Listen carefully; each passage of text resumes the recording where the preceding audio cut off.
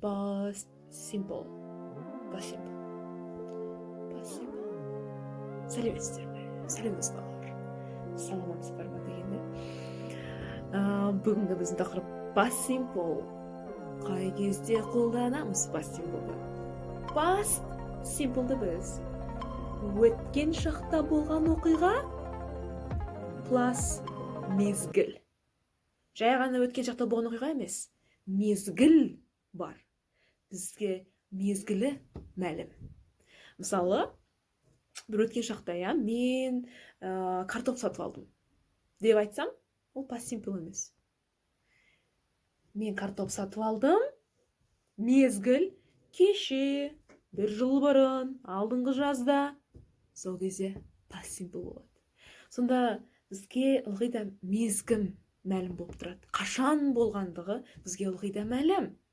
Кеше ма, ана жолы, алдыңғы жолы, қашан сені көрген кезде сөйтіп жасағам, сені көрген кезде картоп сатып алдым, қашан Алматыға барған кезде картоп сатып алдым. Сол мезгіл болып тұрады ылғи да. Сонда мысалы мен айта бастаймын, кеше мен ояндым. Қашан? Кеше мезгіл тұр. Кеше мен ояндым, одан кейін мен су іштім, жұмысқа бардым, жұмыстан кейін қыдырдым. Кеше мен ояндым деп бастадым ғой сөйлемімді. Сонда мезгіл қойдым. Бірақ ары қарай келесі сөйлемдерге мен уақыт қойған жоқпын, мезгіл қойған жоқпын. Қоймай қойға да болады. Өйткені басында белгілі бір мезгіл айтып қойдым. Кеше оянған кезде, немесе 1999 жылы Жаркентке барған кезде сөйттім, бүйттім, анаған бүйттім, айттым. Сол ары қарай келесі сөйлемдерге мезгіл қою маңызды емес. Өйткені басында айтып кеттім. Әйтеуір бірақ ылғи да мезгіл болу керек. Егер де мен келіп үй сатып алдым деп айтсам, өткен шақта болды ғой, мысалы, үй сатып алдым деп сізге келіп айтсам, ол past simple емес. Басқа шақ болып кетеді. Мен сізге уақытты айту керек. Мен алдыңғы күні үй сатып алдым, алдыңғы жазда, бір мезгіл сізге беру керекпін, айту керекпін. Сонда past simple қай кезде қолданамыз? Өткен шақта болған бір оқиға, іс-қимыл plus мезгіл. Ендеше формуласына көшейік. Болымды сөйлем болған кезде бірінші орында subject, одан кейін verb, қосымша ed. Немесе verb to. Ол не деген сөз? Жай ғана verb емес, оның жанында қосымша бар деген сөз. Мысалы, мен жұмыс істедім кеше. I worked. Ed жалған кезде I worked деп айтам. Бірақ кей кезде бүткіл етістіктерге ed жалғана бермейді. Кейбір етістіктер дұрыс емес етістіктер, бұрыс етістіктер. Оларға ed жалғанбайды. Олардың түрі мүлдем өзгеріп кетеді. Verb to болып кетеді. Мысалы, ол сол сияқты етістіктерге go деген жатады. Бару. ed жалғай алмаймын. Ол бұрыс етістік. Мен go деп айта алмаймын.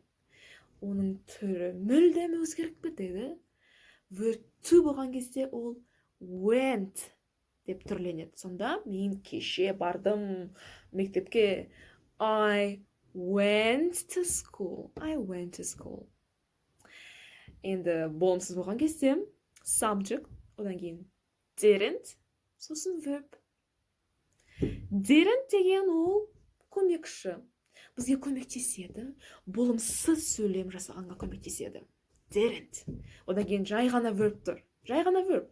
ed жалғанған ештеңкесі жоқ, ана verb to емес, жай ғана verb. Неге солай деп жаттау үшін ол ана didn't-қа кетіп қалды деп есептей берек. Didn't бәрін алып алды. Didn't-қа кетіп қалды бәрі, сондықтан ол жай ғана verb. I didn't go to school. Немесе I didn't work. Жай ғана work. Сұраулы сөйлем болған кезде бірінші орында did, одан кейін subject, сосын verb. Did, көмекші, бұл жерде көмек көрсетіп тұр бізге, сұраулы сөйлем жасағанға. Did, одан кейін subject, иә, you жұмыс істедің ба кеше? Did you work? Жай ғана work, тағы да жай ғана verb. Бәрі ана did-қа кетіп қалды деп есептейік, сонда жай ғана did you work? Қысқа жауап yes I did, no I didn't. Мінекей, осы past simple. Сіздерге үй тапсырма, past simple'дың формуласын жаттап алу, қай кезде қолданатын жаттап алу, қай кезде еді, өткен шақта болған оқиға, және де мезгіл белгілі қашан болғаны. Соны жаттап алайық, жаттығайық, өз-өзімізбен сөйлесейік. Мен кеше не істедім, бәрін айтып өзіңізбен бүткіл әңгімеңізді бастай беріңіздер. Бір жыл бұрын не істедім, алдыңғы жазда не істедім, туған күнді қалай өткіздім, ана жолы Шымкентке барған кезде қалай қыдырдым. Сол бүткіл әңгімені айтып өзіңізбен сөйлесіңіз, достарыңызбен сөйлесіңіздер, жаттығыңыздар, жазыңыздар. Егер де осы сабақ сізге көмегін тигізсе, лайк, коммент жазыңыздар, басқа жұртқа бөлісіңіздер, бәрі көрсін осы бейнені, бәрі үйренсін. Және де жазылыңыздар. Егер де сіздер жаңа көрермендер болсаңыздар, жазылған соң қоңырауды басып қойыңыздар. Сол кезде қай кезде сабақ шыққанын сіздерге дереу айтып отырады. Бұл past simple, добрый English. Көріскенше.